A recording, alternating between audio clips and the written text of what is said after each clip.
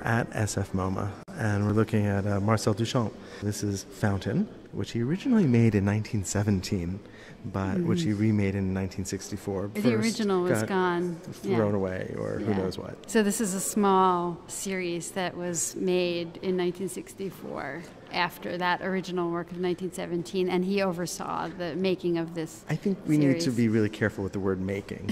Okay. I'm going to go there.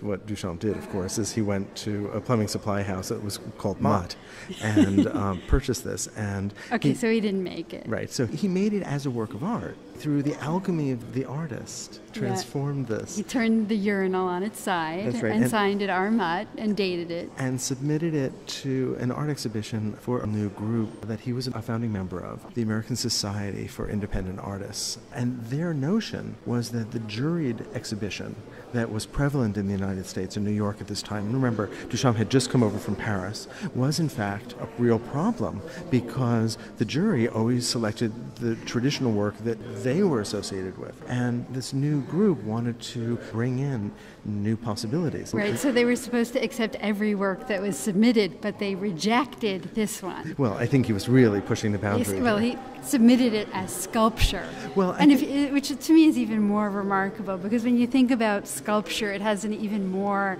monumental, heroic tradition than painting.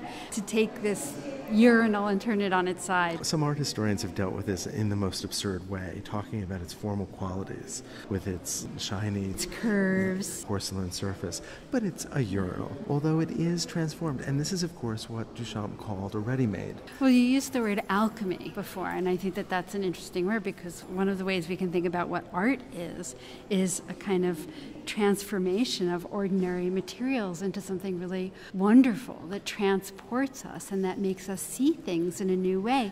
And though he didn't make anything, he is asking us to see the urinal in a new way, not necessarily as an aesthetic object, but to make us ask those philosophical questions about what art is and what the artist does. But he separates craftsmanship and its relationship to the aesthetic, to aesthetic enjoyment, and to the profundity of a work of art. Just absolutely throwing that out the window. That's the philosophical question he wants to open up. Does art have to be made by the hand of the artist? And of course he's doing it in the most absurd way by putting a urinal forward, calling it Fountain. So what is art? Is it the idea? Is it the concept? Can an artist just have the idea and not make the object? Can art be pure philosophy, pure theory? Exactly.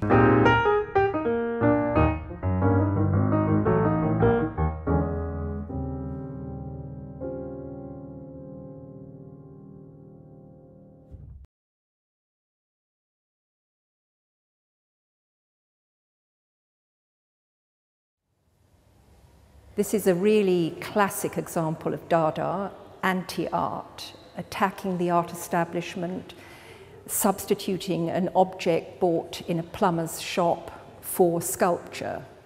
So an object that was bound to cause offence. He was testing censorship and testing what people thought of as art. So the traditional idea of getting a lump of clay, fashioning it into something that resembles a human face, was anathema to him, and I think it was just old-fashioned. It wasn't right for the machine age. So he bought these machine-made things and decided to stick them into exhibitions, but not thinking that they were art, always just to test what people would think of them. What strikes me about the fountain is that although it's a male object, in the sense that it's used by men, it's not, of course, in the position it would normally be in a lavatory. And placed as it is, it's got a feminine form, a sort of hip-like shape. And I can't help seeing the elements of it, the plumbing elements, as female.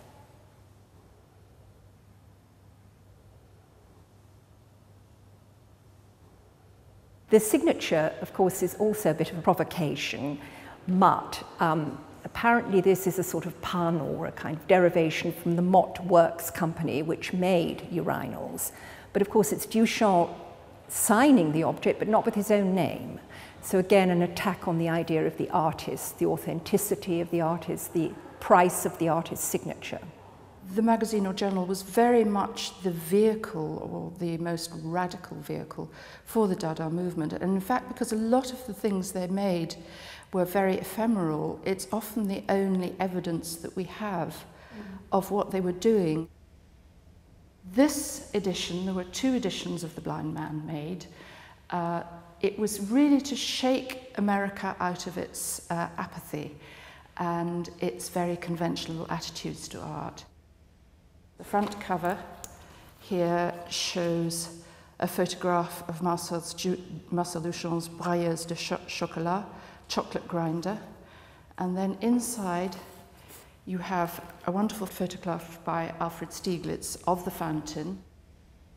And the final paragraphs, Duchamp says, or Beatrice Wood says, whether Mr. Mutt with his own hands made the fountain or not has no importance. He chose it, and chose is in capital letters. He took an ordinary article of life, placed it so that its useful significance disappeared under the new title and point of view. This created a new thought for that object. So this is really a statement of the whole sort of rationale behind the fountain. And that's the big thing about the fountain. What is art? It's the basic thing that every schoolboy sort of starts with around 16. You sort of wonder why is this art? Why is that not art? And it starts with Duchamp. But it took some years. It wasn't at that point. It didn't create a huge furore.